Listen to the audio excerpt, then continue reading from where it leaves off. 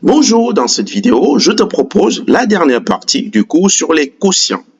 Il s'agit des opérations. Nous allons donc voir l'addition, la soustraction, la multiplication et la division avec les quotients. Nous allons commencer par l'addition et la soustraction. Nous allons voir une formule pour l'addition et on expliquera comment ça se passe avec la soustraction. Et après, on fera quelques exercices. Prenons 4 nombres A, B, C et D différents de 0. Pourquoi différents de 0? Parce qu'on ne divise pas par 0. J'ai A sur B plus C sur D. Il faut savoir qu'à la fin, on veut avoir une seule fraction. Ici, j'ai deux fractions. Avec une addition, je dois me retrouver à la fin avec une seule. Comment je procède? Je vais donc multiplier comme ça, en diagonale ici, A fois D, qui vient la valeur, le résultat, je le note ici. Le plus qui est ici, je l'écris au milieu ici. Après, je multiplie B par C, donc l'autre diagonale, et ce sera la deuxième valeur du numérateur que je écris ici. Pour finir, je multiplie les dénominateurs entre eux. Donc, B fois D, ça me donne ici BD. Je vous signale que quand on écrit deux lettres collées comme ça signifie multiplication. Alors, là, c'est l'addition. C'est-à-dire, j'ai un plus ici. Du coup, j'ai noté plus. Mais si c'était la soustraction, j'aurais moins ici. Et dans ce cas, j'aurai aussi moins à ce niveau. Donc, c'est juste ça la différence. C'est le symbole qui change, c'est le signe qui change. Quand c'est l'addition, j'ai le signe plus. Et quand c'est la soustraction, j'ai le signe moins ici et là.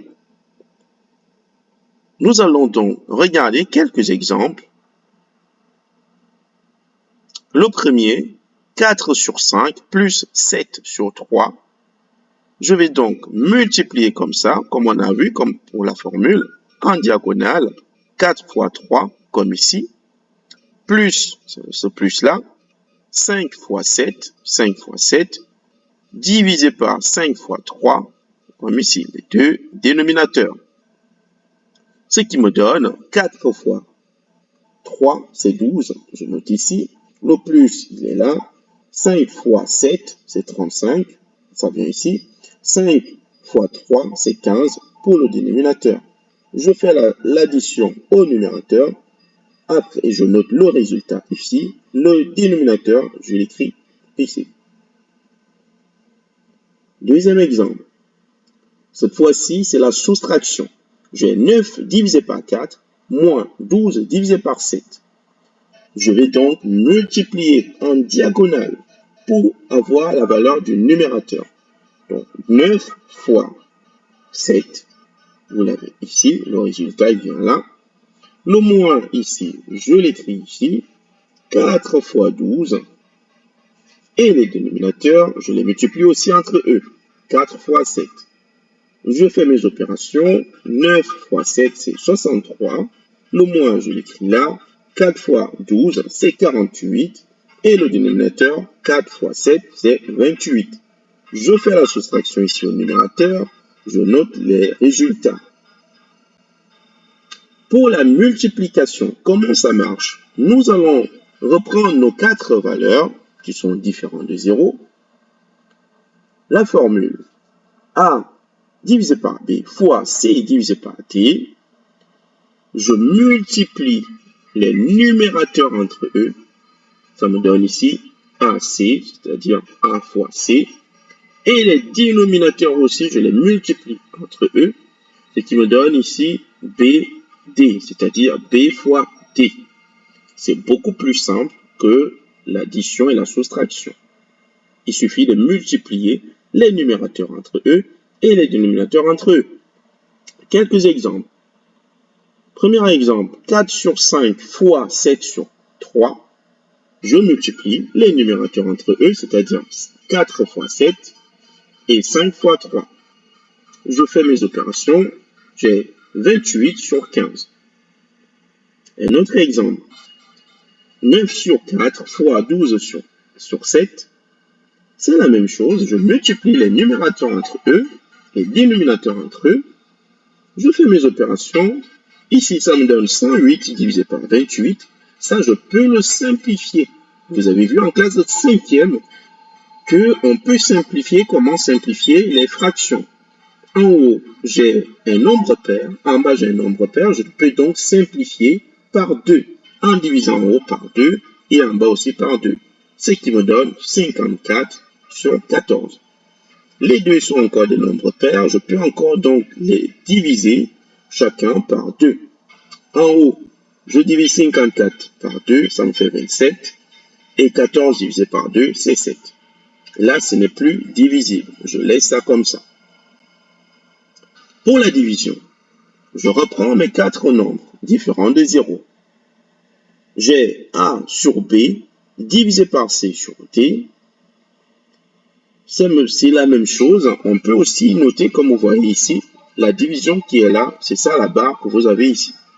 Donc, je divise cette fraction-là par l'autre, la seconde. Et on avait dit que quand on divise une fraction par une deuxième, ça revient à multiplier la première fraction par l'inverse de la deuxième fraction. C'est-à-dire, je vais faire ça là, multiplié par, lui, D, il va venir à la place de C, et C va prendre la place de D. Et ça devient comme ça. A sur B, comme ici, multiplié par, vous voyez, à la place de la division, j'ai la multiplication, et la conséquence de ça, c'est que j'ai l'inverse de cette fraction. D, il a pris la place de C, et C a pris la place de D. Après, je multiplie juste comme ça les numérateurs entre eux, parce que j'ai la multiplication, et les dénominateurs entre eux aussi. J'obtiens ce résultat. Voyons quelques exemples. 4 sur 5 divisé par 7 sur 3, ça revient à faire 4 divisé par 5 multiplié par 3 divisé par 7, c'est-à-dire l'inverse de ça. Je fais mes opérations, je multiplie les numérateurs entre eux, les dénominateurs entre eux, et j'obtiens à la fin 12 sur 35. Un autre exemple. 9 divisé par 4, divisé par 12 sur 7, donc ça revient à multiplier la première fraction par l'inverse de la seconde, ce qui me donne 9 fois 7 sur 4 fois 12, et ça me donne à la fin 63 divisé par 48. Vous pouvez encore simplifier ça pour avoir 21 divisé par 16. On va donc retenir les formules qu'on vient de voir. Si je prends mes 4 nombres qui sont différents de 0, je vais donc retenir que pour l'addition, voici la formule que vous devez retenir. Je fais la multiplication en diagonale. Là, j'ai plus, mais si c'était la soustraction, c'est la même formule, mais à la place de plus, j'aurai moins. Je peux aussi retenir, vous allez aussi retenir cette formule pour la multiplication, que je multiplie les numérateurs entre eux, les dénominateurs entre eux. Et pour la division, ça ressemble à la multiplication. J'ai d'abord la division que je dois transformer en multiplication. Donc, je multiplie la première fraction par l'inverse de la seconde. Après, je fais les opérations comme la multiplication.